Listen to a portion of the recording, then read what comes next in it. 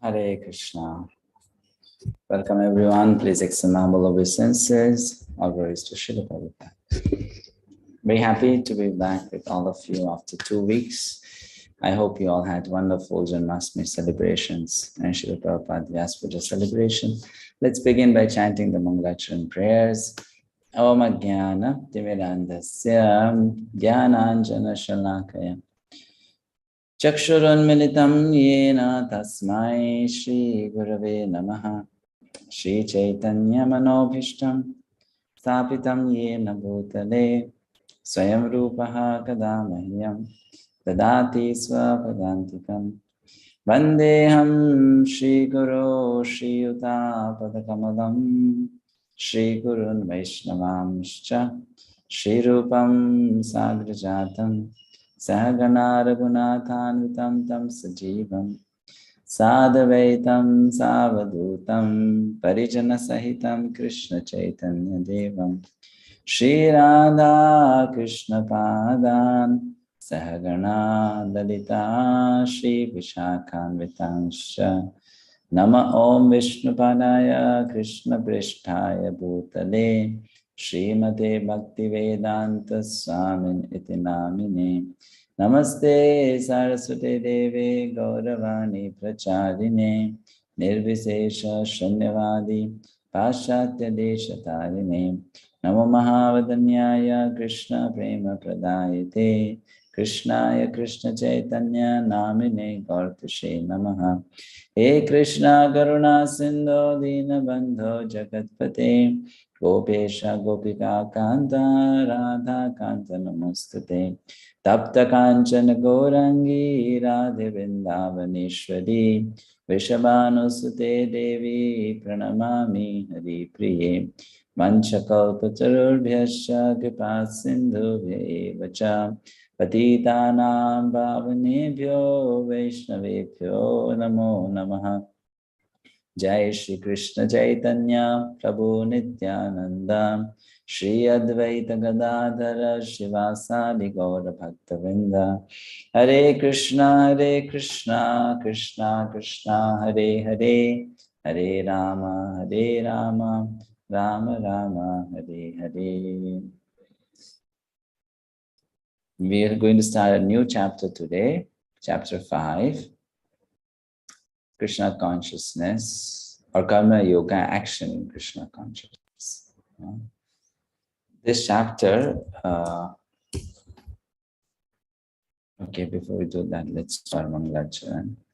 Namostate Vyasa Vishala Buddhe Fullara Vindayata Patra Netre Yena Tvaya Bharata Taila Purnaha Prajvalito Jnanamaya Pradipaha Prapanna Parijataya Totra Vaitraika Panaye Jnanamudraya Krishnaya Gita Amrita Duhe Namaha. So this chapter is entitled Karma Yoga Action in Krishna Consciousness. And this chapter takes us to a pretty advanced level of understanding of Krishna consciousness.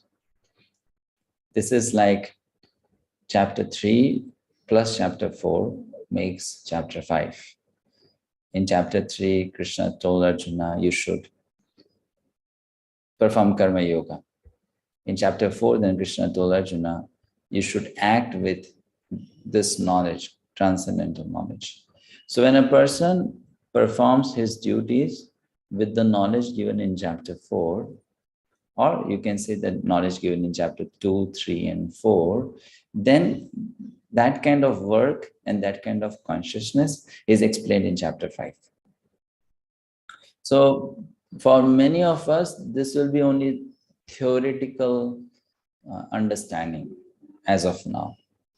But for those who are practicing, they'll be able to relate more with the teachings given in this chapter. But for many, it will be just theoretical understanding that how a person on that level functions. So first 6 verses of this chapter talk about karma yoga is equal to, yet easier than renouncing work. So theme very similar to what was there in chapter 3 in the first section. In Bhagavad-gita, you'll find that chapter 3 and 5 are very similar. Likewise, chapter 7 and 9 are very similar. Just that chapter 5 is advanced version of chapter 3 and chapter 9 is advanced version of chapter 7. So let's recite the verses, the first 6 verses first. Arjuna uvacha sannyasam karmanam krishna punaryogam chashamsasi yatshreya etayor ekam tanme bruhi sunishchitam.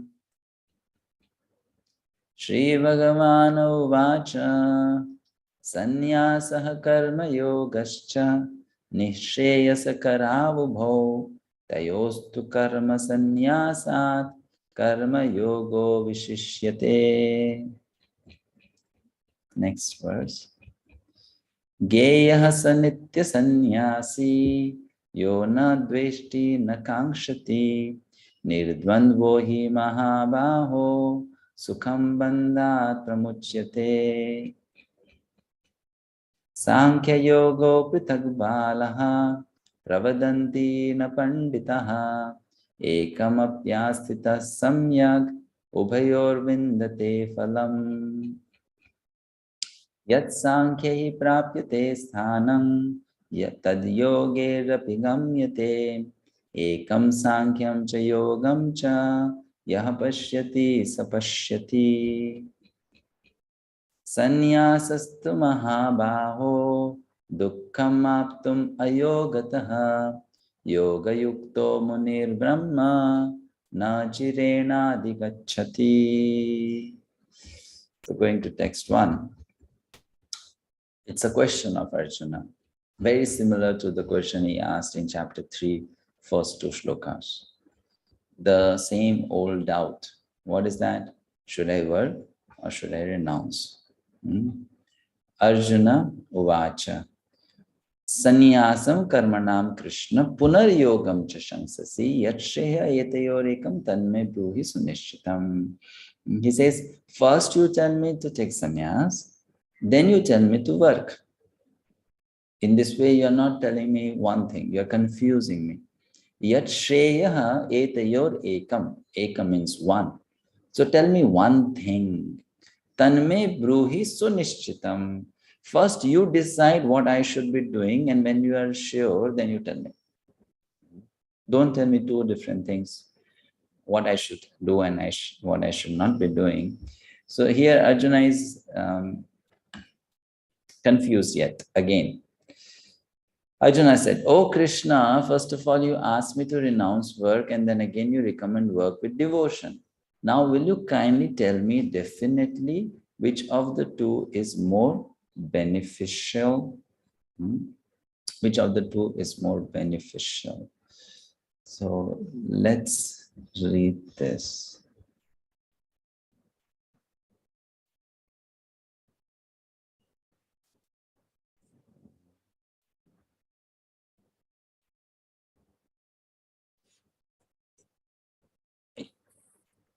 Arjuna's mentality is explained in the purport by Srila Prabhupada.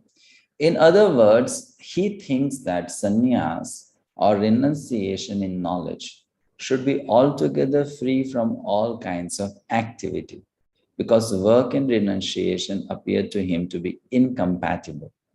He appears not to have understood that work in full knowledge is non-reactive and is therefore the same as inaction. He inquires, therefore, whether he should cease work altogether or work with full knowledge. Next verse, verse number 2. Shri Bhagavan Uvacha Sannyasa Karma Yogascha Nishreyasa Karabhubho Tayostu Karma Sannyasat Karma Yogo Vishishyate. Translation. The personality of Godhead replied, the renunciation of work and work in devotion are both good for liberation. But of the two, work in devotional service is better than renunciation of work. So merely sannyas is not so much supported by the Supreme Lord here. He's saying work in devotion is much better, or work in devotional service is much better. So quite a long purport is given here by Srila Prabhupada, but we will look at the last paragraph of this purport. Yes. Okay, someone can kindly read this. You can raise your hand. Kavya Mataji. Hare Krishna, Prabhu. Hare Krishna. Therefore, jnana or knowledge that one is not this material body but spirit soul is not sufficient for liberation. One has to act in the status of spirit soul, otherwise there is no escape from material bondage. Action in Krishna consciousness is not, however, action on the fruitive platform. Activities performed in full knowledge strengthen one's advancement in real knowledge. Without Krishna consciousness, mere renunciation of fruitive activities does not actually purify the heart of a conditional soul. As long as the heart is not purified, one has to work on the fruitive platform. Can you scroll? Yes, yes.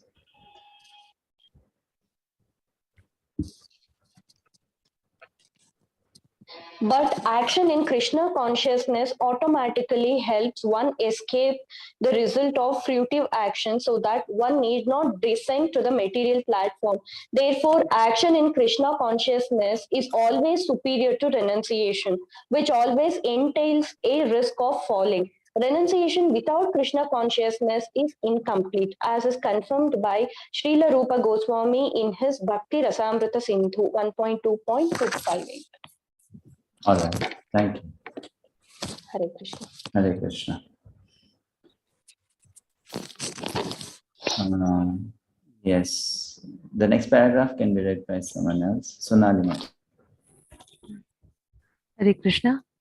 When persons eager to achieve liberation renounce things related to the Supreme Personality of Godhead, thinking them to be material, their renunciation is called incomplete. Renunciation is complete when it is in the knowledge that everything in existence belongs to the Lord and that no one should claim proprietorship over anything. One should understand that factually nothing belongs to anyone. Then where is the question of renunciation? One who knows that everything is Krishna's property is always situated in renunciation. Since everything belongs to Krishna, everything should be employed in the service of Krishna. This perfect form of action in Krishna consciousness is far better than any amount of artificial renunciation by a sannyasi of the Mayavadi school. Okay. So here it is explained that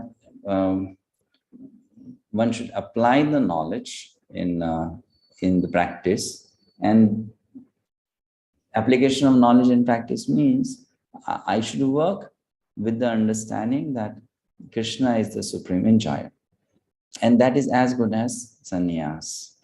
So that is the spirit of sannyas, that's the spirit behind sannyas. And with that spirit, anyone in this world can be called a sannyasi, whether that person is externally a sannyasi or not a sannyasi. It doesn't matter. Like once a disciple of Srila Prabhupada, who was a householder, a married man, he approached and he said that many of your disciples have taken sannyas. So I think you must be very pleased with them. So what about my situation? I recently got married and I have that responsibility. I cannot take sannyas. So what do you tell me? And then Srila told that disciple of his that because you are also doing everything that you do for Krishna's pleasure, you are also as good as a sannyasi. Externally, your dress may not be that of a sannyasi, but your consciousness is that of a sannyasi. And this consciousness is to be developed by all the practitioners of Krishna consciousness gradually. Sometime it should come. So if we say externally taking sannyas, that's not for everyone.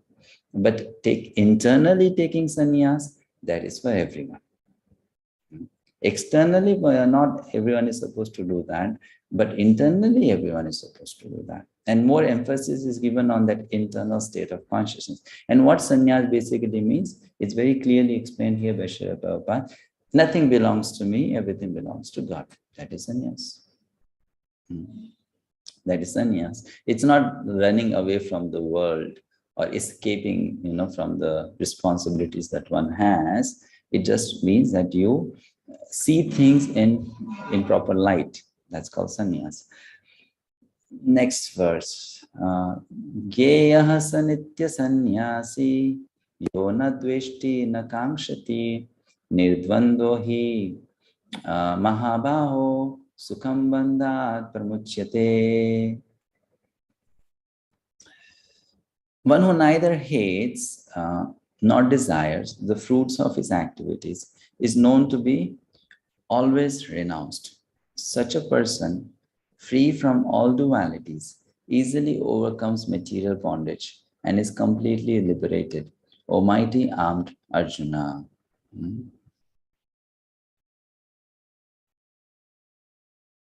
Okay, purport. Rasheshwari Mataji.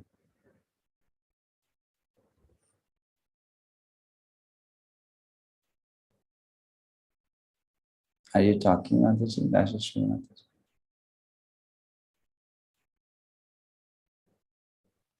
Yeah, Prabhuji, can you hear me now? Yes. One who is fully in Krishna consciousness is always a renouncer because he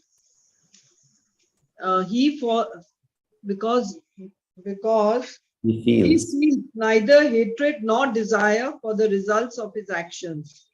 Such a renouncer, dedicated to the transcendental loving service of the Lord, is fully qualified in knowledge because he knows his constitutional position in his relationship with Krishna.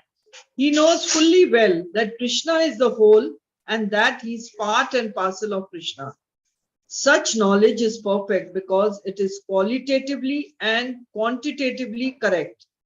The concept of oneness with Krishna is incorrect because the part cannot be equal to the whole. Knowledge that one is one in quality yet different in quantity is correct. Transcendental knowledge leading one to become full in himself, having nothing to aspire to or lament over. There is no duality in his mind because whatever he does for Krishna. Being thus freed from the platform of duality,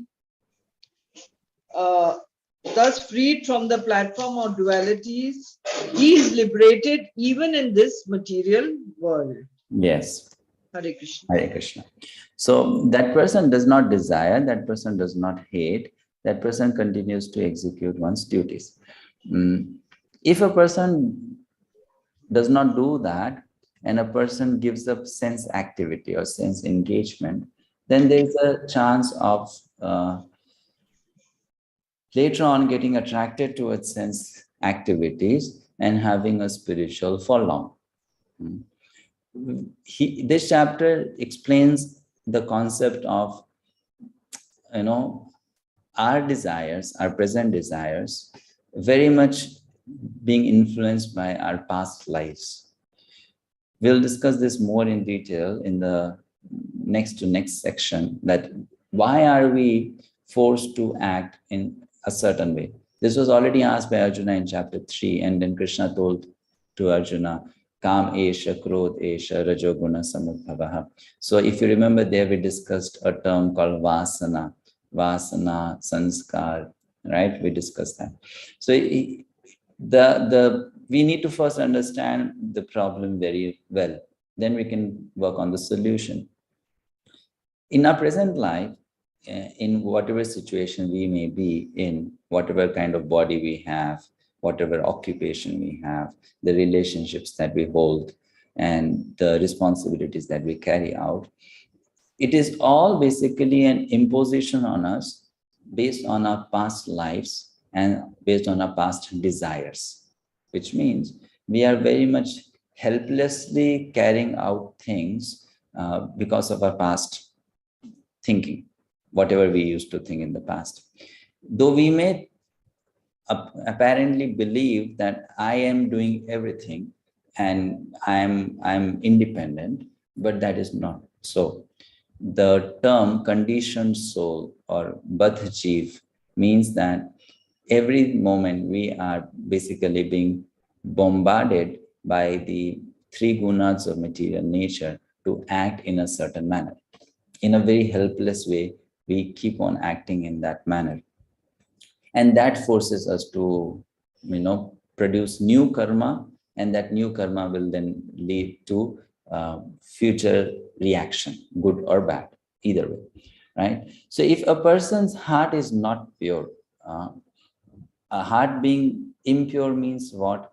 Heart being impure means heart still having material desires. If a person's heart still has material desires related to matter, then that person may give up activities on sensual platform, but because the desires are not gone, these desires will keep on pushing that person to act somewhere or other, right? We keep on pushing that person to act. Like I explained this to you before.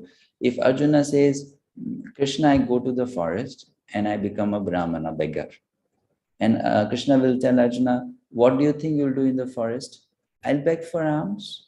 So then Krishna can tell Arjuna, of course, Krishna did not tell this, but you can imagine, Arjuna is sitting in a row, waiting for some alms. And there's a rich person who comes there and he puts, little amount of money or gold coins or silver coins in the bowls of all the beggars who were sitting there. All the Brahmana bhikshus were sitting there, right? So there are so many Brahmanas sitting in one line. Arjuna is also sitting in that line. He's begging for alms.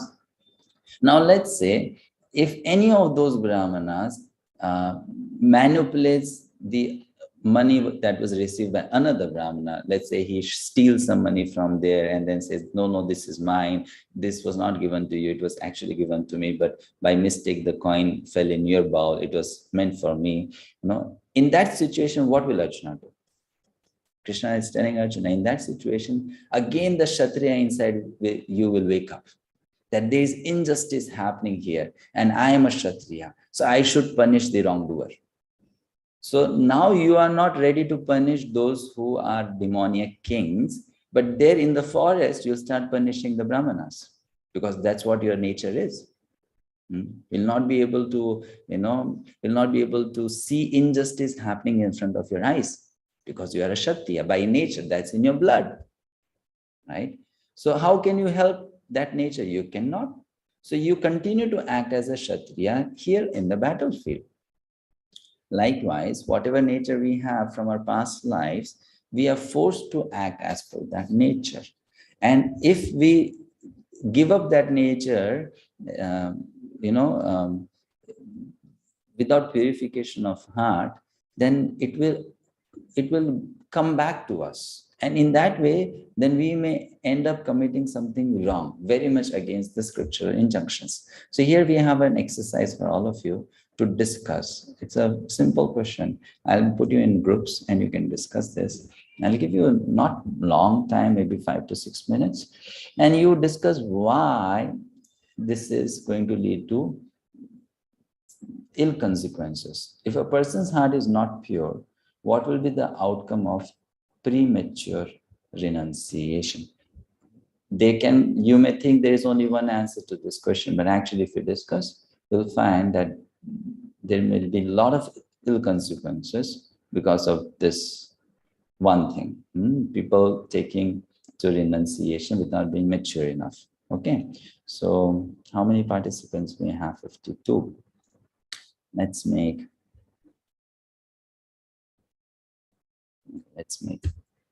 8 groups.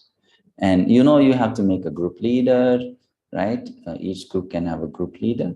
And after the group exercise is over, we are going to just enlist all the points that you have to share.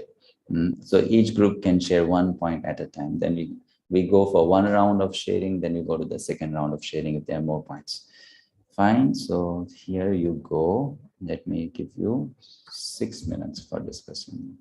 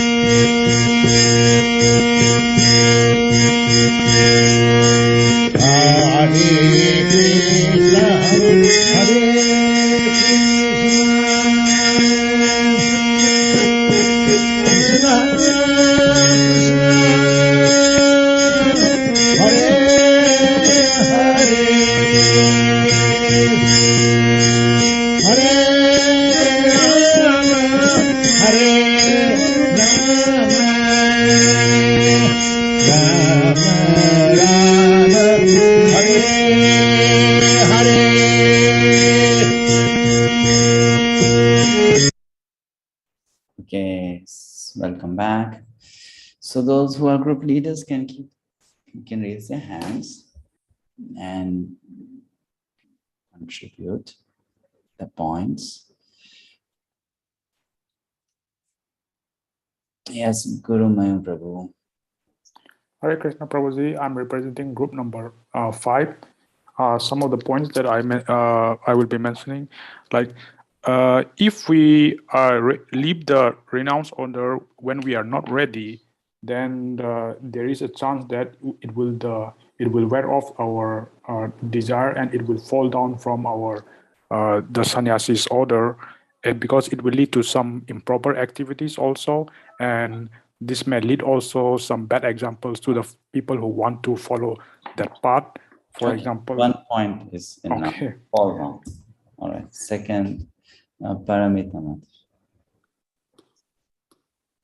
Prabhuji, in our group, we found these points that 1 point, please mention 1 point. it may be because of some emotional outbursts that the person has taken sannyas, and after some time, his behavior that can be found as unbalanced. So the other people who are following this person may get demotivated in Krishna consciousness. All right, fine. Thank you. You'll set a wrong example, which will discourage others. Okay. Kavya Mataji. Hare Krishna Prabhu, I am representing the group number 6. So one of the point which we discussed is premature renunciation cannot be the perfect renunciation. That person might think it is renunciation, but he might be pretending that he is renounced. Okay, so will lead to hypocrisy. Prabhuji, we can't see the screen where you normally write down, no? We can't see that. I am putting in the chat box. Yes, Kevin Prabhu. Hare Krishna. Our point was it will lead to a lot of frustration and you become miserable and it will hinder your progress in Krishna consciousness. Very good point. Okay. Frustration with self, right? It will also lead to frustration in personal level. Annapurna Mataji. Hare Krishna, Prabhuji. Prabhuji, we discussed many points, and we discussed one of the point is there will be various desires in it which that person may not even understand, but they can come up at any time, and they won't be able to control it. Okay. Hidden desires. Fine. Good point. Mahesh Prabhu. Hare Krishna Prabhuji, most of the points have been told, but one point that our group also discussed was that the person who takes renunciation at, premature level, he will not be able to hold a position of the renunciation, and in all probability, he will revert to the old habits. So, naturally, it will also set a bad example for the society, not beneficial to the society. Correct. Okay. Thank you. Thank you. Thank you. Fine. So we'll revert to old habits. And Anju Mataji. Hare Krishna Prabhuji, group 8, and the points that the person might become morose because of the artificial control and can also take up to pride. Okay. Right. How it will lead to pride?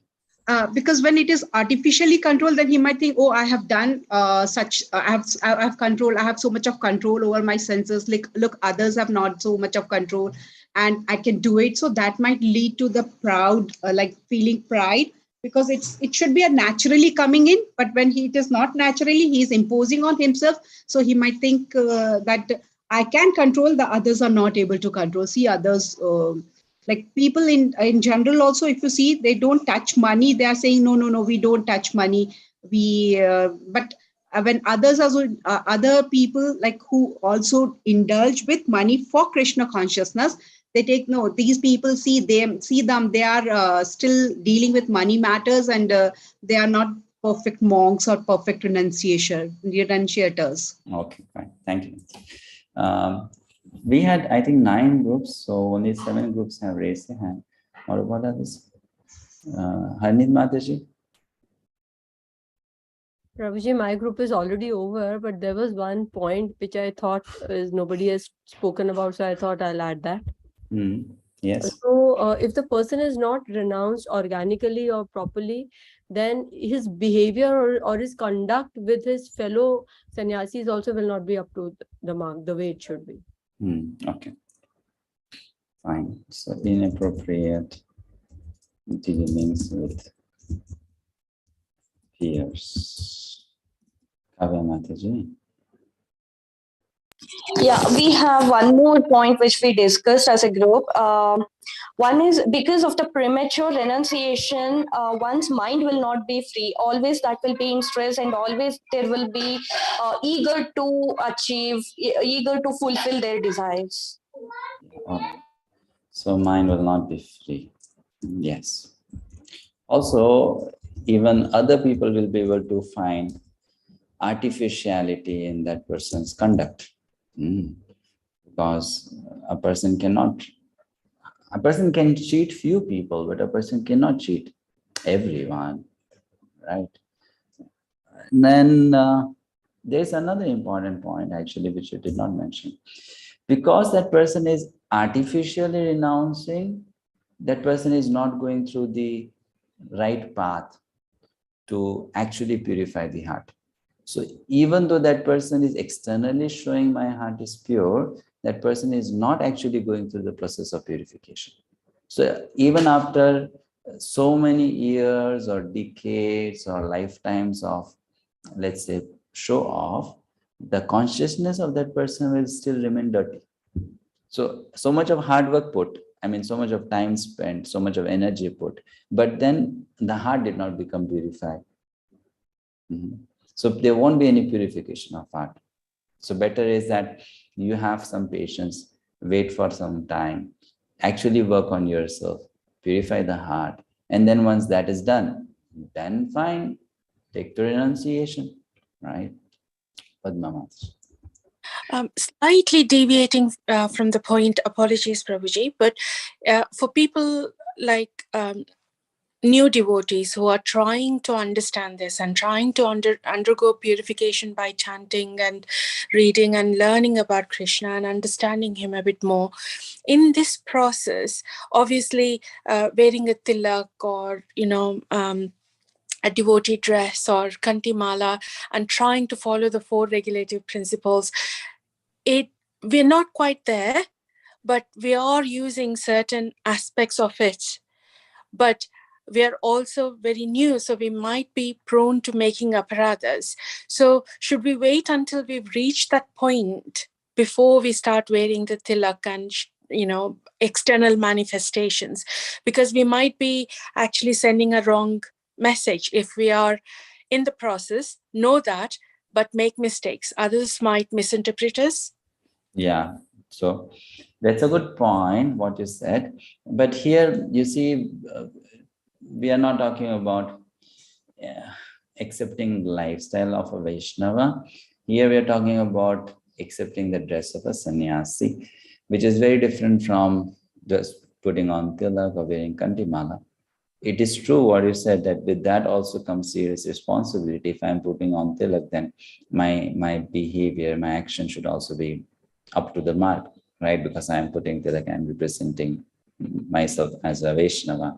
Or if I'm putting kantimala, and let's say a person puts on kantimala and still smoking cigarette, doesn't give a good message to the society. Like you go to Bengal, you'll find people wearing kantimala and they still eat fish.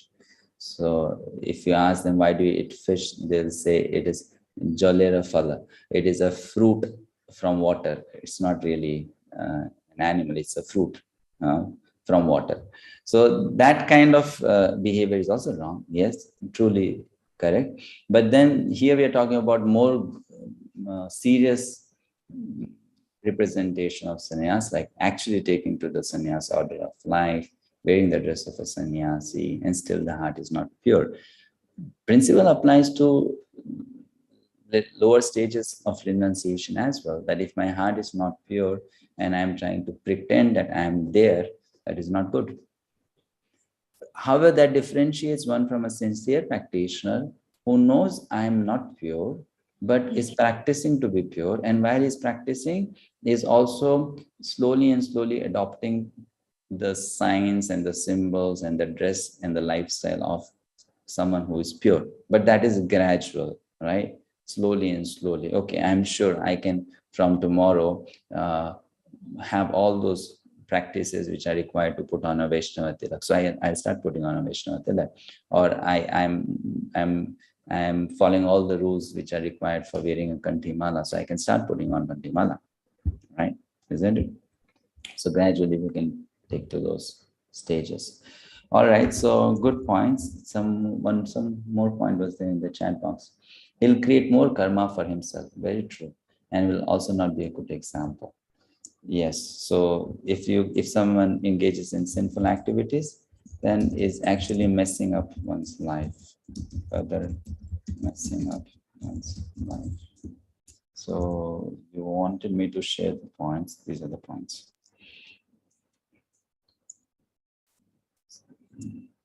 All right, I'll later on share this in the group also. Fine. Lesson to learn, an important lesson.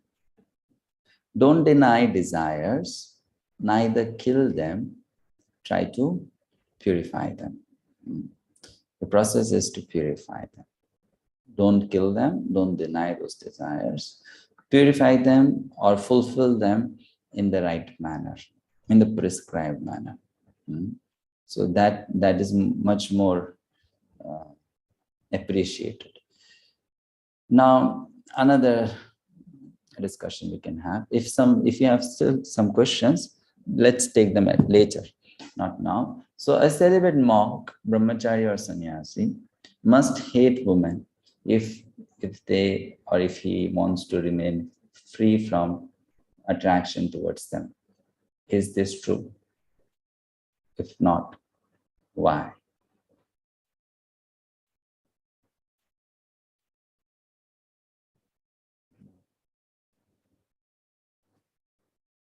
Okay, Rajat Prabhu. Hare Krishna Prabhuji. He does not need to hate the woman to remain not have attraction towards women, because the first principle is that the super soul is there in every human being. And in this janma, we are having a body of a male or a female. So a monk or a brahmachari thinks beyond that level. He is thinking of everyone as a soul and not identifying people from their body. Okay, so yes, because the super soul is present in all the bodies, how can you hate a particular manifestation of the Lord's creation? Good point. And anything else? David Prabhu. Hare Krishna, yeah, Grace. I think during one of our classes, you said the people who want to live in Himalaya mountains because they don't want to be attracted to the material world. The people who live in the society is more qualified or pure than them, because, for instance, if you are a sannyasi, you have to live with this example, because you have to withstand the attractions and everything that will make you a very pure person.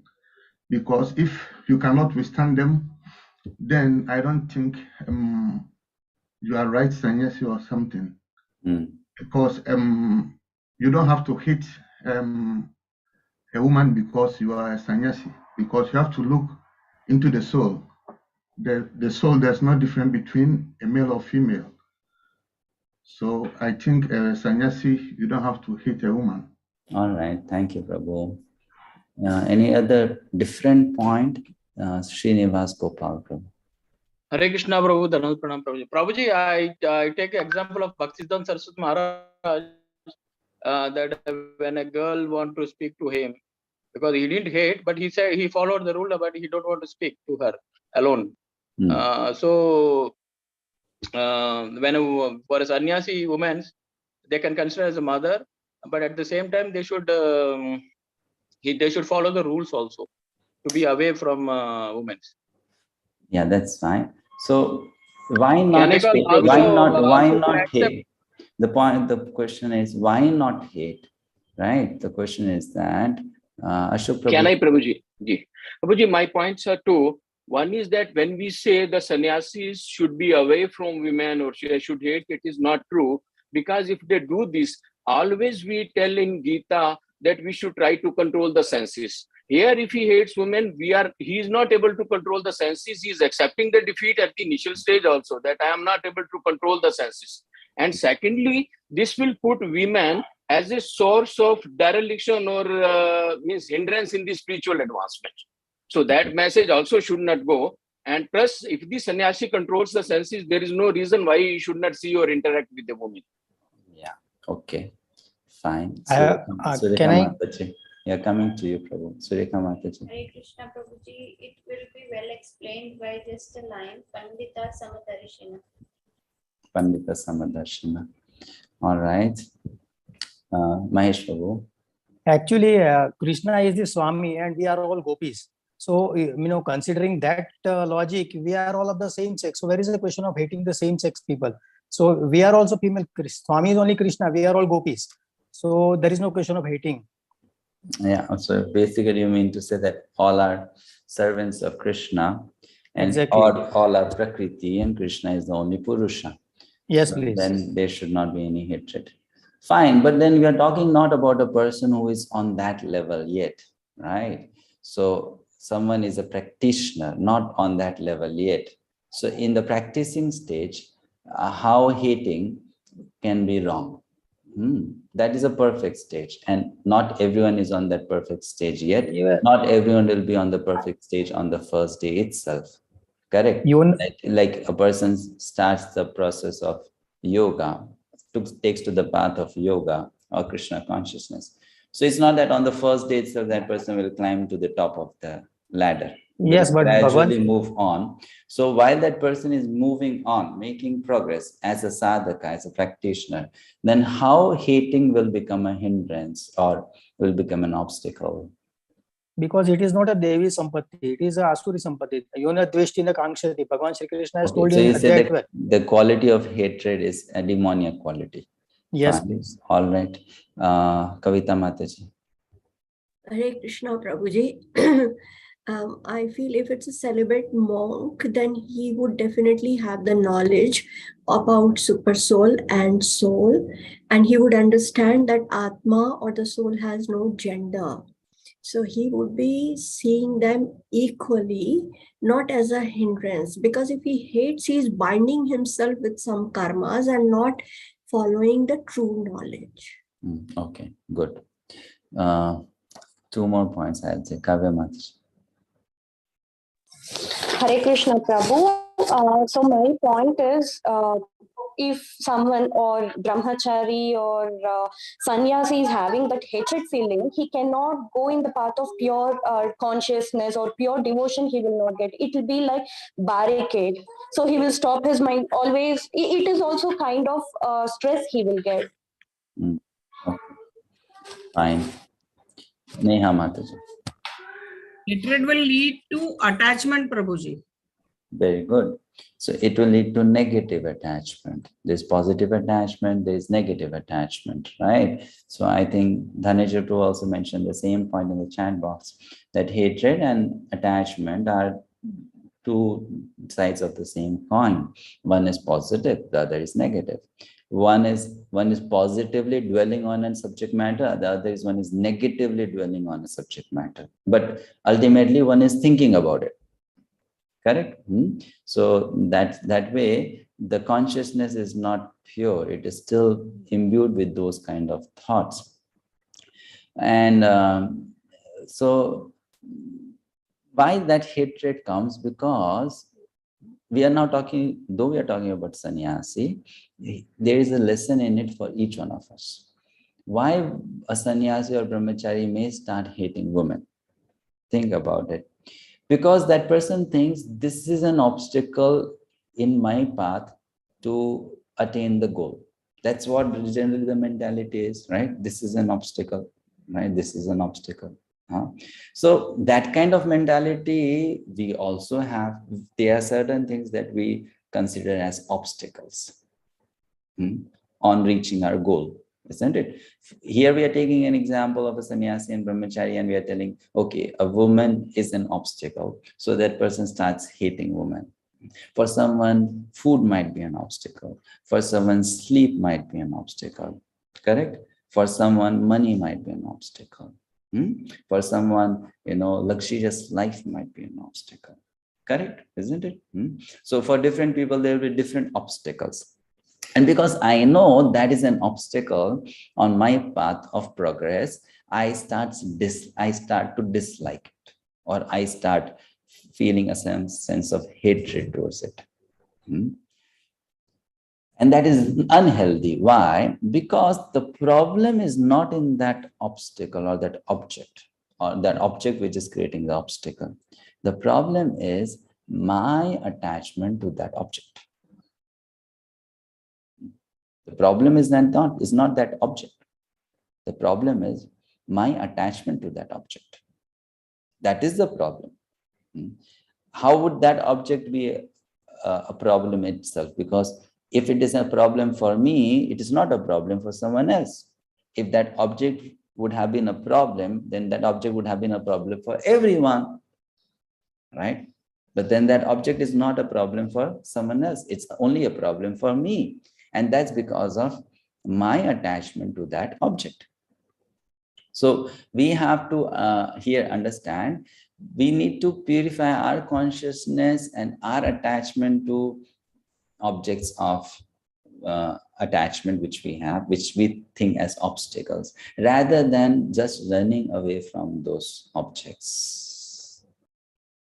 In the initial days, one can keep some distance from those objects, because it is said, right, out of sight, out of mind. So one can keep some distance from those objects, but one should not develop hatred towards them. One should not develop negative feeling towards them. Right? That's going to be very unhealthy. And it's not just, we are not talking about, let's say, a sannyasi having that kind of mentality towards a woman. Sometimes there might be women also who might be hating men. There might be such women also who might be hating men, right? Isn't it? Like in India, you see this. There are women who don't get married, who even become sannyasinis, and they may also hate men, right? So then for them also this is going to become an obstacle, correct? Right? So this is not appreciated here. This is not the right thing. Okay, let's go to the next. Oh, before you do that, you can take a break of 5 minutes.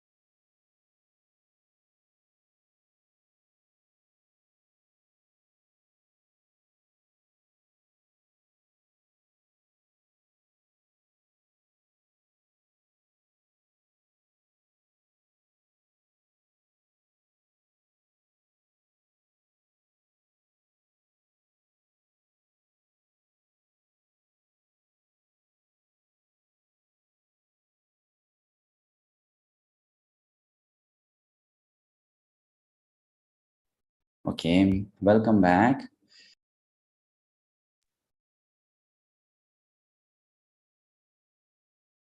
Let's go to verse number 4. Sankhya yogo pritak bala pravadanti na panditaha ekam api asthita samyak ubayor vindate phalam. Only the ignorant speak of devotional service, karma yoga, as being different from the analytical study of the material world, Sankhya. Those who are actually learned say that he who applies himself well to one of these paths achieves the results of both. Text 5.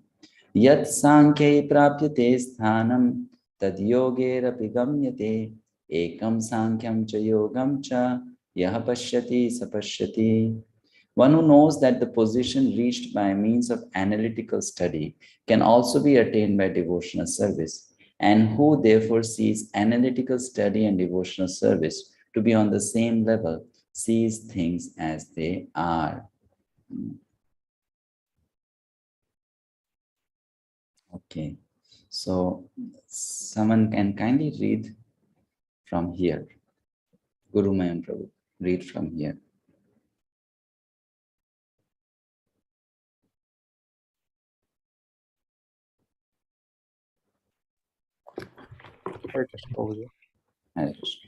In the first process of Sankhya, one has to become detached from matter, and in the devotional yoga process, one has to attach himself to the work of Krishna.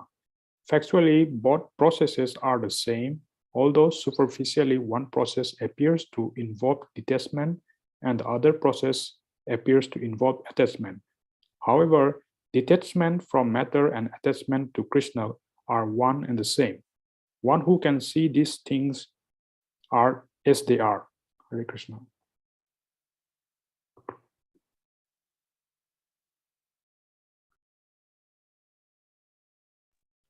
Prabhuji, you are on mute. I'm sorry. Sanyasastu mahabaho dukkhamaptum ayogataha yoga yukto munir brahma na chirena dikachati. Merely renouncing all activities, yet not engaging in the devotional service of the Lord, cannot make one happy. But a thoughtful person engaged in devotional service can achieve the Supreme without delay. Prabhupada, someone please read.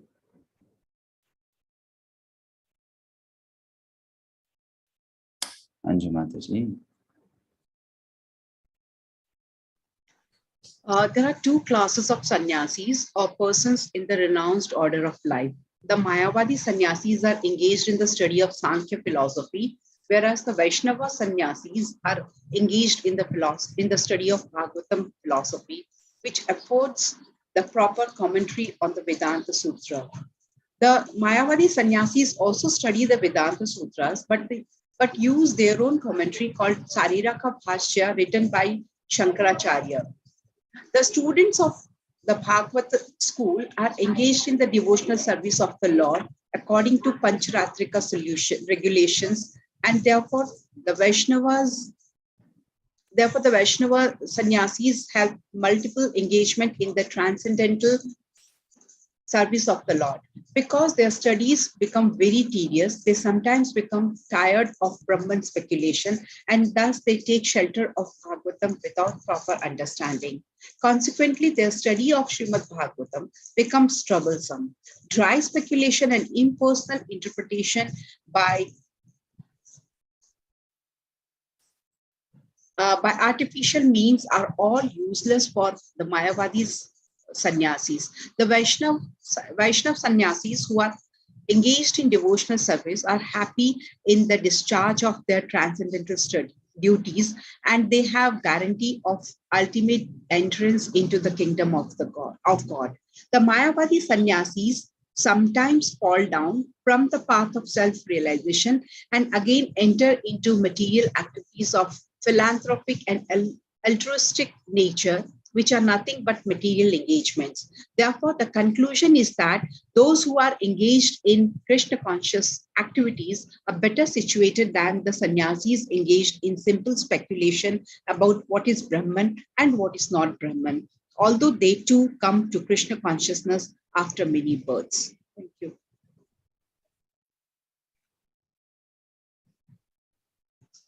Prabhuji, you are on mute.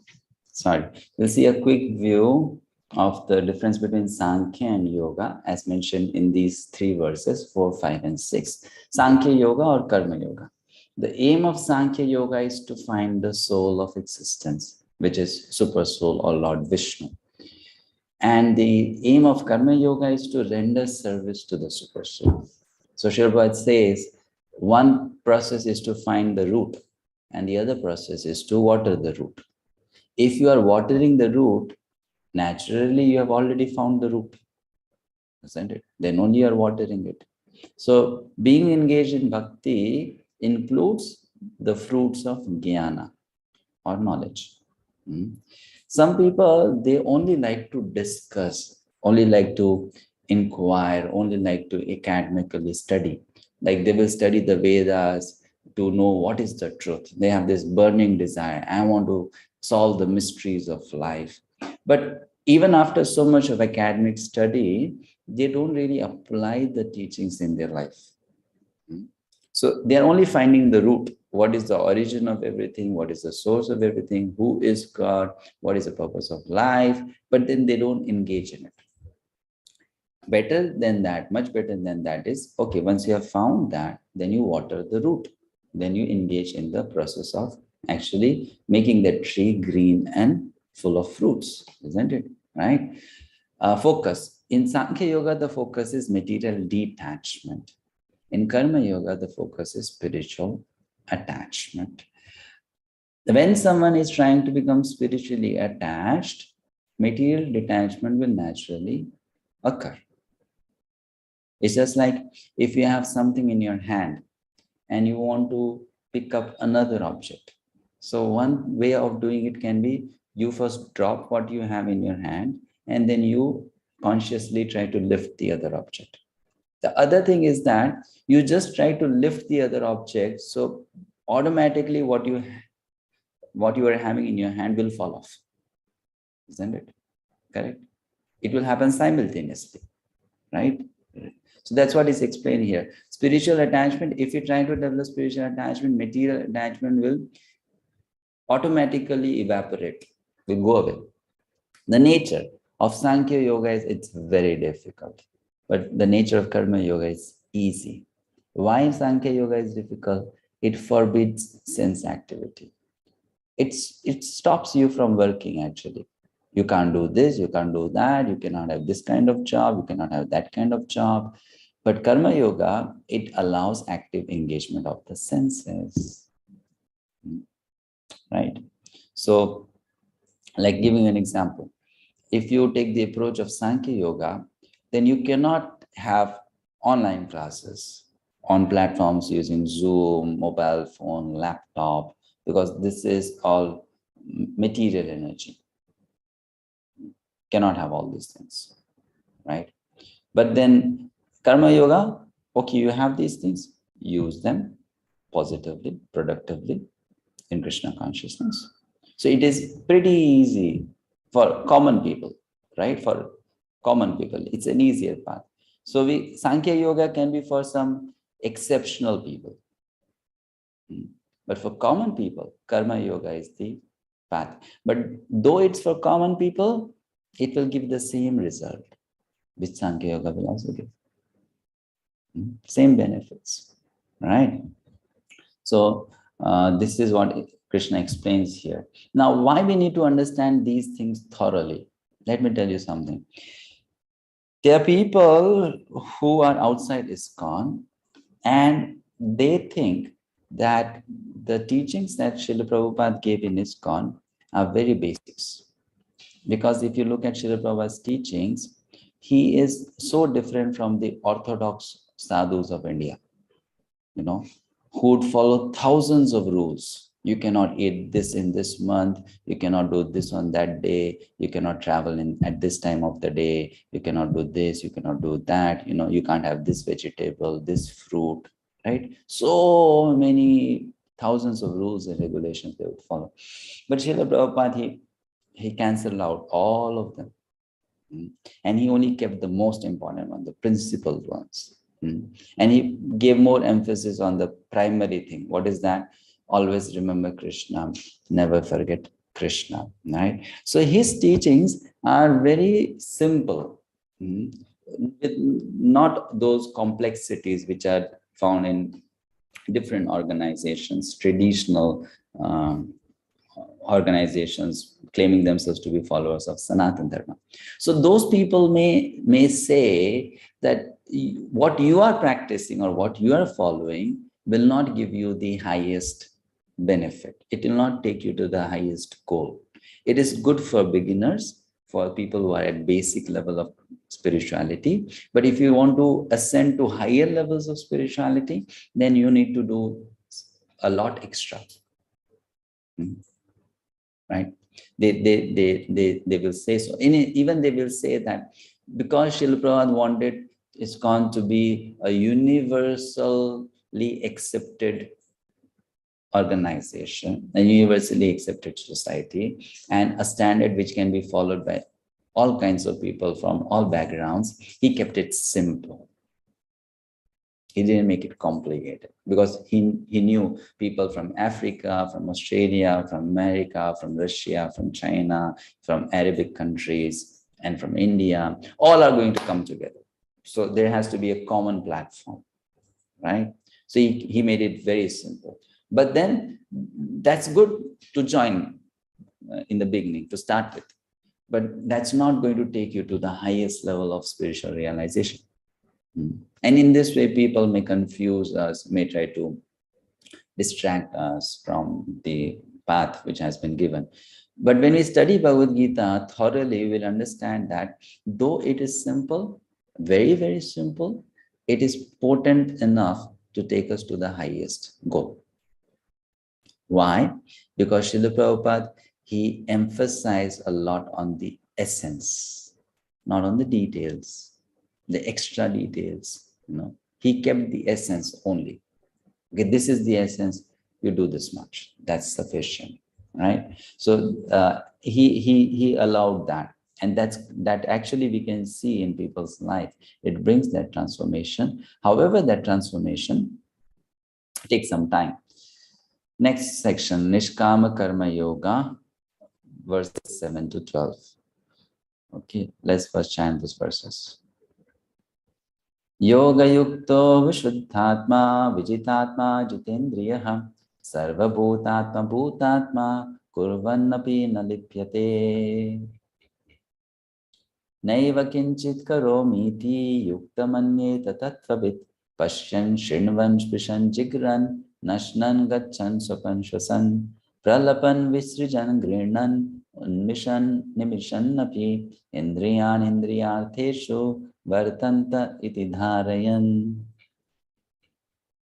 brahmanyadhaya karmani sangam tyakta karoti वही चाहिए मेरे मामा है ना मेरे बचपन से ये sapapena padmapatram ivambhasa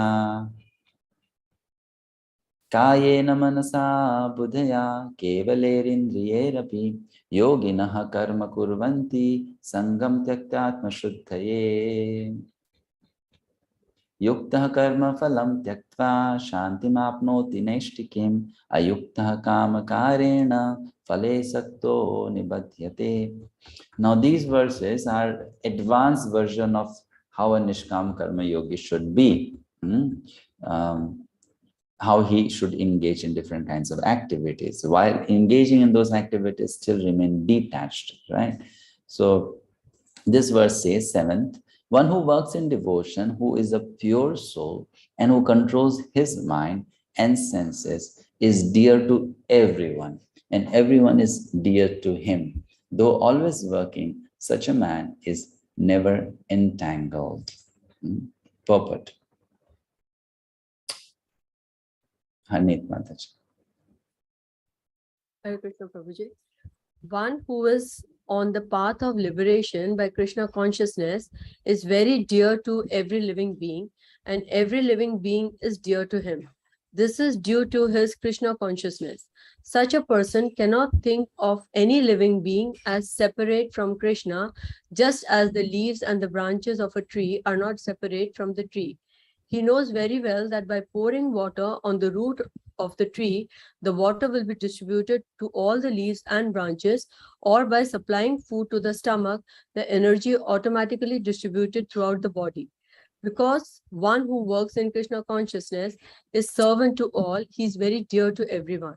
And because everyone is satisfied, just a second. Yes. By his work, he is pure in consciousness.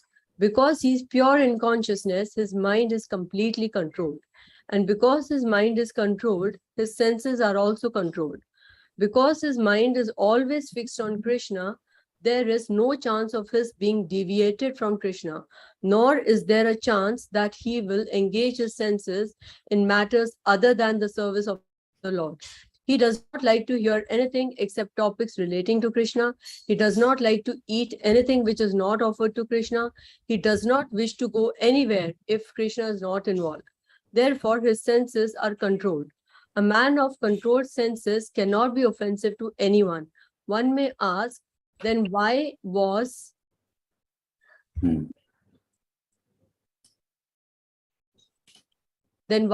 Arjuna offensive in battle to others? Wasn't he in Krishna consciousness?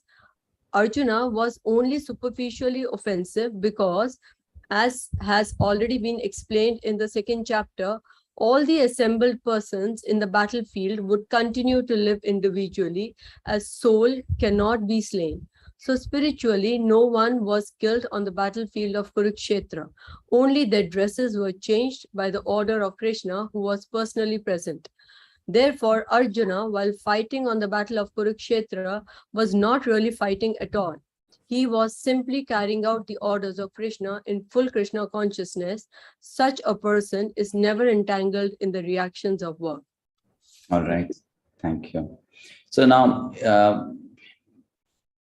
in the beginning part, in the first part, Srila Prabhupada makes this explanation that a person who is Nishkam Karma Yogi has these 3 qualities: Vishuddhatma, Vijitatma, Jitendriyaha. Vishuddhatma means he or she is pure in consciousness, and because of that, the mind is controlled, and because of that, the senses are also controlled. Talking about whom? It's being spoken about a Nishkama Karma Yogi, right? One who works for the satisfaction of Krishna and is detached from the fruits of one's own work. Pure in consciousness means what? We discussed this before. Pure in consciousness means nothing belongs to me, everything belongs to Krishna. That's called purity in consciousness. Krishna is the proprietor. I am not the proprietor. That's pure consciousness. So when a person is in that consciousness, automatically the mind becomes controlled and automatically the senses are controlled. Think about it with a simple example. If there is a person, a servant in the master's house, and the servant very well knows everything in this house belongs to my master. So that servant will never get the thought of, running away with some of the objects from that house or misusing anything from that house, because that servant is clear, it belongs to my master. If I need to take something, I'll have to ask, I have to take permission. Correct? I cannot take it like that. So that understanding will naturally prevent that servant from becoming a thief, from becoming an exploiter of the resources of the master. Correct?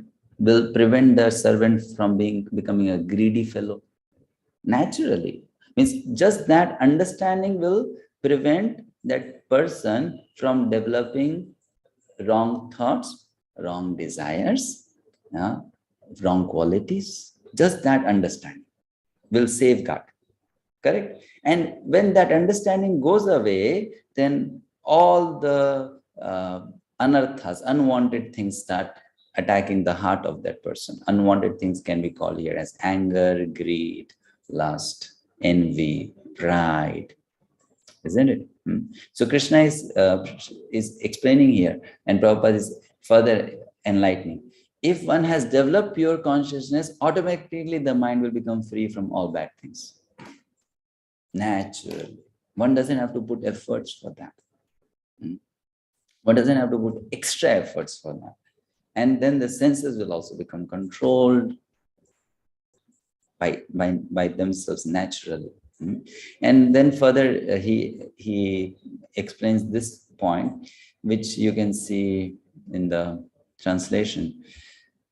That person becomes dear to everyone and everyone is dear to him. So now one may question, Krishna is telling Arjuna, Arjuna, everyone should be dear to you.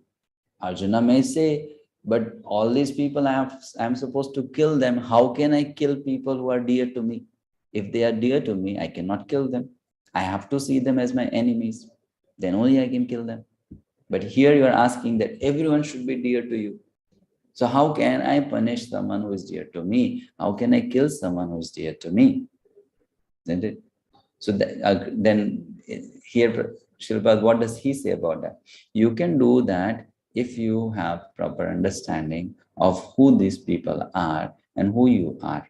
Arjuna was only superficially offensive because all the assembled persons on the battlefield would continue to live individually as the soul cannot be slain. So spiritually, no one was killed in the battlefield of Kurukshetra. Only their dresses were changed by the order of Krishna. Arjuna acting on the platform of duty would be different from Arjuna acting on the platform of desire or hatred.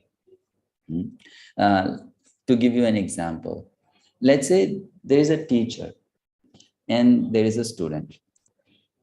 The student made fun of the teacher in the classroom and the teacher felt bad about it. The teacher was humiliated in front of everyone. So the teacher felt very bad about it. So the teacher is thinking, let this child, come to me for help next time. Then I'll teach this person a lesson. Or let the exam come and then you see what I'll do with the marks of this child. I'll purposefully fail this student, isn't it? Correct. Now this teacher failing the student in that situation would be different from a teacher who is unbiased and who is just doing the job of correcting the papers and giving the marks according to the answers written in the paper. Correct. That person may also fail the student if the student has not properly written the answers. But that person failing the student is different from this teacher failing the student. Right? Isn't it? So Arjuna killing on the battlefield, thinking that they are my enemies, is different from Arjuna doing the same activity, thinking I am doing it just because Krishna is telling me to do, out of duty. I am not doing it because I want to kill them. And this shift in consciousness will result differently, will give you a different result. So it's all a game of consciousness. What's going on in our mind? How are we thinking? Next verse. Now, how does that person perform his or her daily activities? That explained in this 2 verses. Naiva kinchit karomiti yukto manyeta tattvavid pashyan shinvan sprishan chigran nashnan gachan supan shvasan pralapan visrijan grinan nunmishan nimishan napi indriyani indriyartheshu vartanta iti dharayan. A person in the divine consciousness, although engaged in seeing, hearing, touching, smelling, eating, moving about, sleeping and breathing, always knows within himself that he actually does nothing at all. Because while speaking, evacuating, receiving or opening or closing his eyes, he always knows that only the material senses are engaged with their objects and that he is aloof from them. So here, different kinds of activities are mentioned. The activity of seeing, hearing, touching, smelling. These are activities of the knowledge acquiring senses. Eyes, ears, nose, tongue, skin. Okay. Then the other activities, moving about, speaking, evacuating, receiving. These are the activities of the working senses, 5 working senses. Then there is activity of breathing. So the activity of breathing is of the 5 primary airs within the body. And then there is the activity of opening and closing the eyes. So these activities are of the 5 secondary airs in the body. Okay. So 5 working senses, 5 knowledge acquiring senses, 5 primary airs, 5 secondary airs. 20. And then sleeping. This is the activity of the mind, intelligence, and false ego. It's 23. So these are all kinds of activities that a living entity can engage in, using all the different levels of our existence: physical body, mind, intelligence, false ego.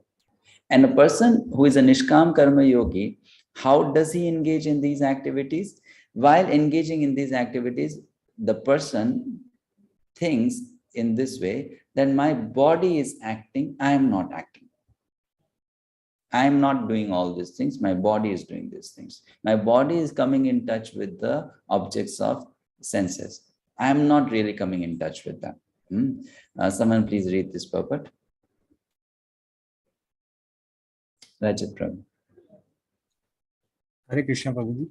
Hare Krishna. A person Krishna consciousness is pure in his existence, and consequently he has nothing to do with any work which depends upon 5 immediate and remote causes: the doer, the work, the situation, the endeavor, and fortune.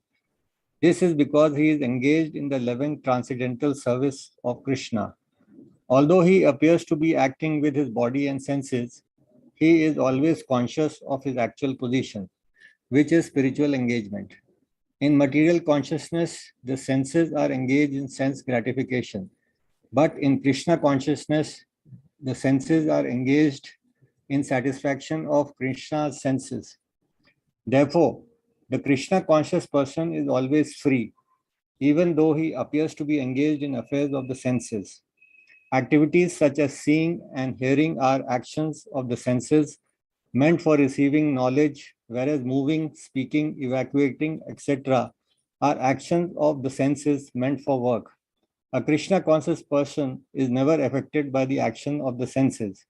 he cannot perform any act except in the service of the Lord, because he knows that he is the eternal servitor of the Lord. Hare Krishna. Hare Krishna. Next verse. So even if that person seemingly engages in activities which are sinful, that person is not affected by the reactions. And Krishna gives a beautiful example to explain that. The example of a lotus flower. Brahmanyadaya karmani sangam tyaktva karoti yaha lipyete na sapapena padma patram ivambasa. One who performs his duty without attachment, surrendering the results unto the Supreme Lord, is unaffected by sinful action, as the lotus leaf is untouched by water. Lipyate na sapapena padma patram ivambasa. The lotus leaf, because of its waxy nature, though in contact with water, doesn't become watery. Water slips off the surface. Likewise, because of that pure consciousness, which we discussed in the previous verse, everything belongs to Krishna, not to me. Even if a person is seemingly engaging in wrong activities, the reaction does not come upon the person. Arjuna is killing. The act of killing is sinful, but that will not be giving Arjuna a sinful reaction because of Arjuna's consciousness, pure consciousness. Next verse. If I am not supposed to enjoy the results of my work, why should I act? That is answered in this verse. Kayena manasa buddhaya kevalerindriyerapi yoginaha karma kurvanti sangam tyaktva shuddhaye. The yogi is abandoning attachment, act with body, mind, and intelligence, and even with the senses, only for the purpose of purification. So for the purpose of purification, one should act, purifying one's consciousness. Okay. Purport. Someone can read this purport, please.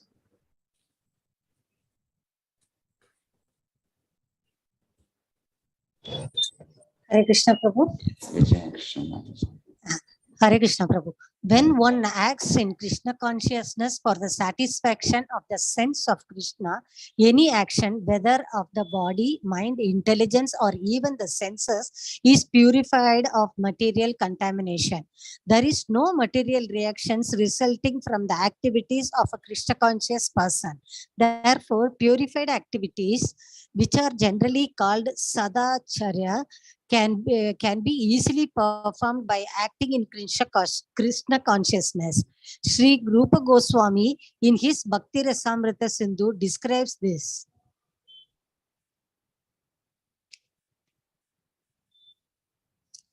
A person acting in Krishna consciousness, or in other words, in the service of Krishna with his body, mind, intelligence, and words, is a liberated person within the material world, although he may be engaged in many so-called, Prabhu, can you go up little? So-called material activities, he has no false ego. For he does not believe that he is this material body or that he possesses the body. He knows that he is not this body and that this body does not belong to him. He himself belongs to Krishna and the body too belongs to Krishna. When he applies everything produced of the body, mind, intelligence, words, life, wealth, etc., whatever he may have within his possession to Krishna's service, he is at once dovetailed with Krishna. He is one with Krishna and is devoid of the false ego that leads one to believe that he is the body, etc. This is the perfect stage of Krishna consciousness. Thank you, Prabhu. Hare Krishna. Hare Krishna. Yukta karma phalam tyaktva shantim apnoti naishtikim ayuktaha kamakarena phale sakto nibhatyate. So, translation: the steadily devoted soul attains unadulterated peace because he offers the results of all activities to me. Whereas a person who is not in union with the divine who is greedy for the fruits of his labor becomes entangled. Yes, Osha Mataji, you can read. Hare Krishna Prabhuji, Dandavat Pranam. Dandavat Pranam. The difference between a person in Krishna consciousness and a person in bodily consciousness is that the former is attached to Krishna, whereas the latter is attached to the results of his activities. The person who is attached to Krishna and works for him only is certainly a liberated person, and he has no anxiety over the results of his work. In the Bhagavatam, the cause of anxiety over the result of an activity is explained as being one's functioning in the conception of duality, that is, without knowledge of the absolute truth. Krishna is the supreme absolute truth, the personality of Godhead. In Krishna consciousness, there is no duality. All that exists is a product of Krishna's energy, and Krishna is all good. Therefore, activities in Krishna consciousness are on the absolute plane. They are transcendental and have no material effect. One is therefore filled with peace in Krishna consciousness. But one who is entangled in profit calculation for sense gratification cannot have that peace. This is the secret of Krishna consciousness, realization that there is no existence besides Krishna is the platform of peace and fearlessness. Thank you. Hare Krishna Prabhuji. Thank you. Okay, so we'll stop here. Any questions?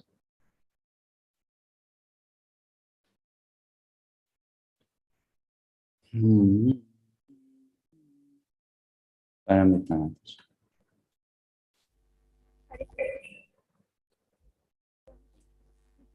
Opening and closing the eyes. Voice Sorry? There's some noise. Microphone has some problem. There's some problem in the microphone. There's some disturbance. You can type the question. Meanwhile, yes, Surika Mataji. Hare Krishna Prabhuji. Prabhuji, my question is a little weird. As written in the purport of 5.5, that either one is Sankhya-vadi or he is a Bhakta directly, they will reach at the same level at the end. And in purport of 6, it is written the Mayavadi sannyasi are engaged in the study of Sankhya philosophy. That means if they are engaged in Sankhya philosophy, they will also reach at the same level. Then why at each and every place Prabhupada has mentioned Mayavadi like that sense? No, they're not. You see, the goal is the same, but that doesn't mean that they will reach the goal. The goal is the same. However, they will not reach the goal because of incomplete practice. So they will get stuck at a certain level and they'll start assuming that level as the highest or the perfection, right? So that's why there is differentiation between different kinds of spiritualists or transcendentalists. So it means that they want to reach at the ultimate goal, but due to not with complete realization, they remain in between. Yeah, they want to reach the ultimate, but then they have some misunderstanding of what is ultimate. So what they assume as ultimate, they just get there and they think we are done. We are at the highest stage. Okay. Thank you. Neha Mataji.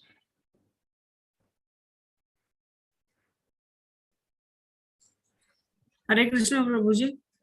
Prabhuji, I have one question. Is teaching Sanskrit, am I audible, Prabhuji? Yes, Mataji. Is teaching Sanskrit to devotees an activity in Krishna consciousness, Prabhuji?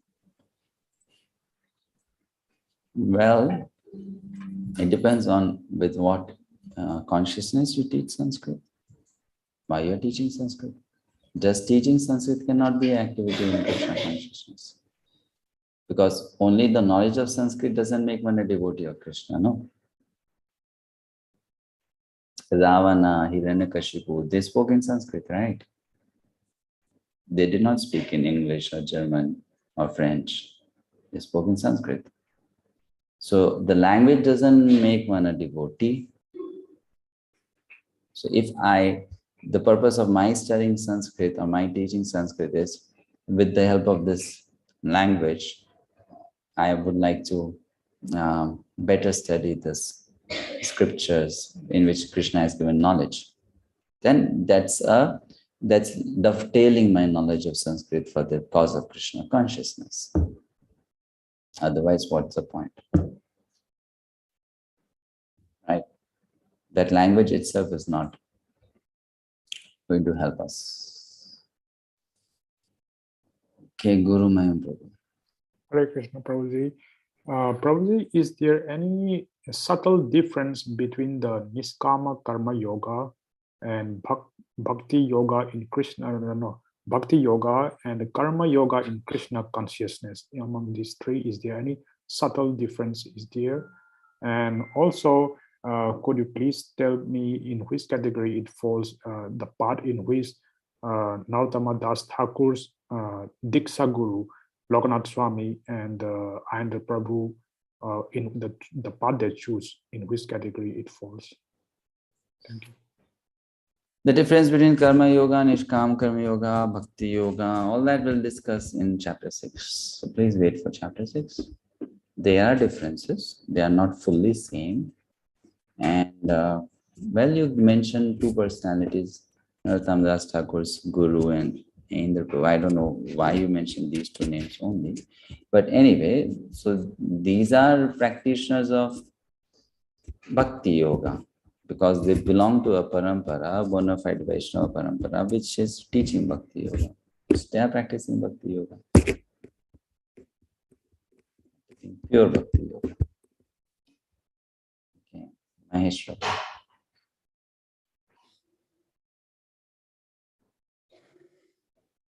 You are on mute.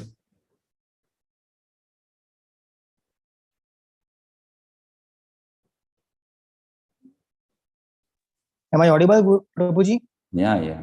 No. Okay. You just told that the Sankhya Yoga is for special people and Karma Yoga is for common people, and the goal of both is same. And Bhagavad-gita also teaches the same thing, that both will reach. Then you are saying that these people who follow Sankhya Yoga, they will not attain, although they may feel. But how can one decide? I mean, who will decide that? The purpose is to reach to the same goal. But if they remain stuck at a lower level, then they will not reach the goal, right? Like for example, Sankhya means I analytically study the nature and everything that exists, and I differentiate between Sat and Asat. What is temporary? What is permanent? What is permanent? Correct. Now I have found what is permanent. And what is the next step? If I don't do that next step, if I do that next step, then I will also go to the same goal. But if I don't do next step and I just stay stuck there, now I know what is permanent, then that's not going to give me realization which is highest. Isn't it? So different people are given different names based on where do they get stuck. Yeah, so it means some will reach, not all of them will not reach. I mean, no, if they get stuck and they don't want to make progress. Now, if you say, well, they will reach the goal after 100 million lifetimes. We are not talking about that, isn't it? Isn't it? Yes. We are talking in practical terms, whether they are reaching in this life or not. If you want to reach in this life, you have to be different from them, isn't it? Correct. Now, they are reaching after 100 lifetimes, that's a different thing. But if I want to reach in this lifetime, or I want to reach after 2 lifetimes, then I have to be different from them. So the differences which are given, which are taught in Gita, Srimad Bhagavatam, between different spiritual paths, between different spiritual practitioners, is to encourage, inspire those who want to reach the goal faster, so that they take to the better practices and reach the goal faster, right? That's the main purpose. If you just analytically study, then yes, it will lead to the same goal. But the point is, when am I reaching that goal? But both are not same. Like in 5.5, Bhagavan Shri Krishna is saying that Sankhya Yoga Prathak Bala, Pravadanti na Pandi. Actually, they are, you are differentiating. Actually, both are leading to same thing. No, the both are leading to the same thing only if you know the goal to be the same, right? So here in the purport, Srila Prabhupada is talking about those personalities who do not understand the goal is the same. Exactly. I also want to tell the same thing, that those who don't understand and don't do the next effort, they may not reach, but it is not necessary that all of them who follow that. No, not all of, no, those who understand the next step will reach. But then they should understand. No? Now, why Srila Prabhupada will talk about those who already know about the next step? They will definitely reach. He's talking about those who are not knowing about the next step, to help them. Correct. Correct. Those who know about the next step, what's the point mentioning about them? They will anyway reach the goal, right? So he is pointing out the defect in the thinking of those who do not know about the next step. And they get stuck.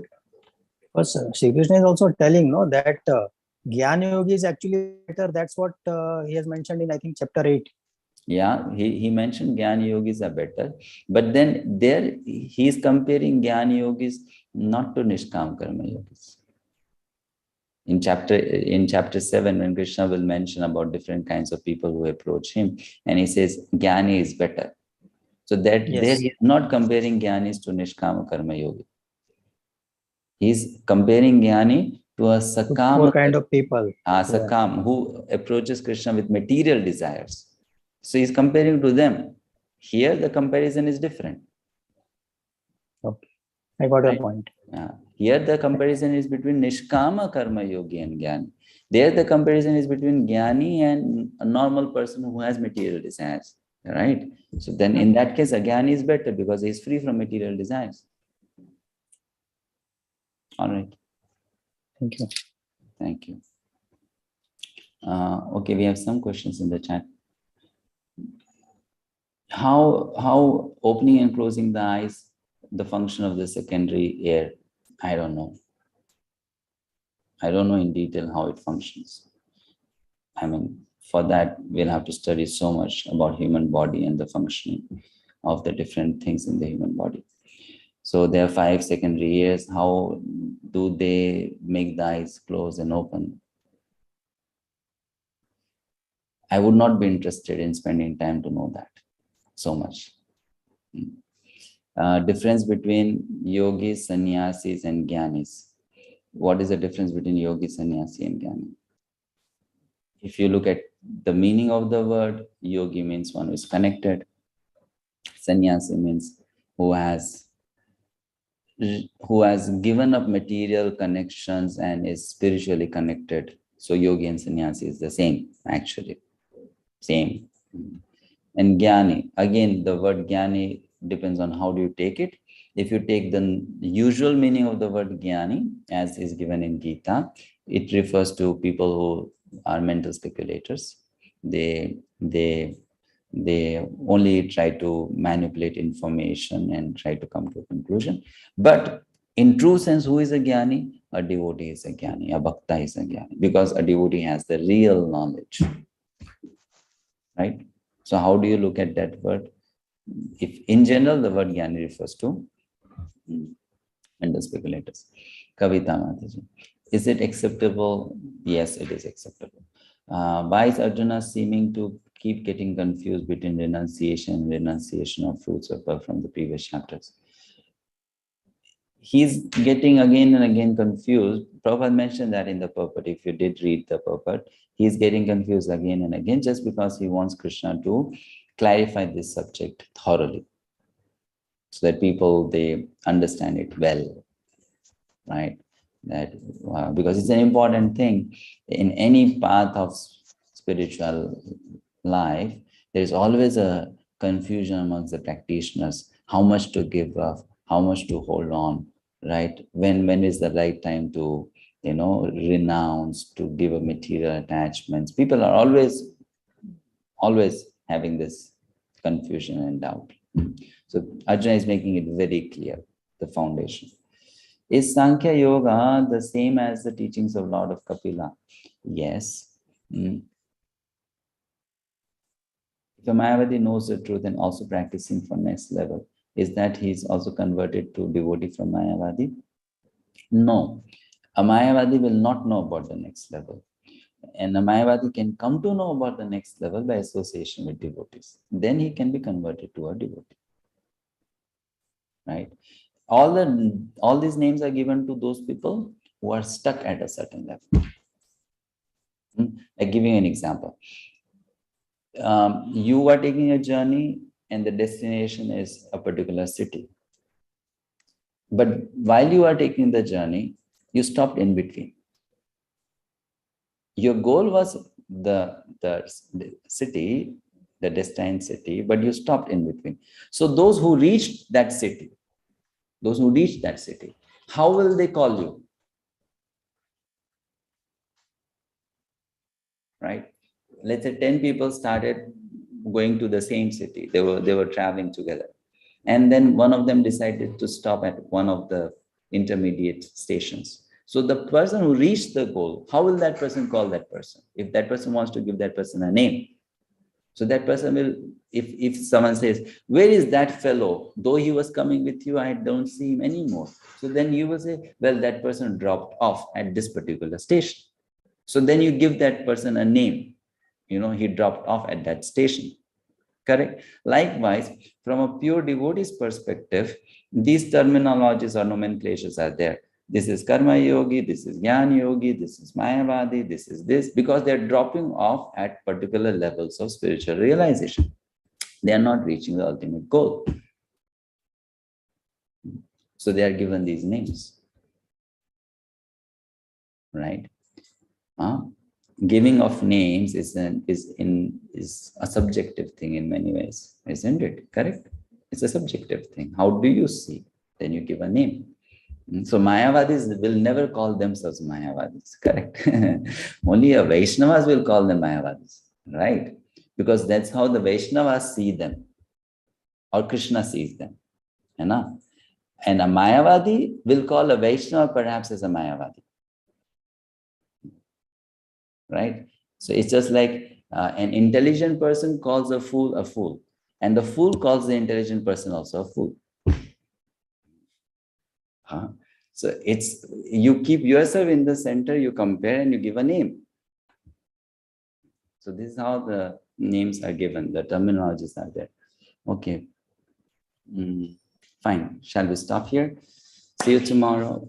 Hare Krishna. Srila Prabhupada ki jai. Hare Krishna. Hare Krishna. Hare Krishna, Prabhuji.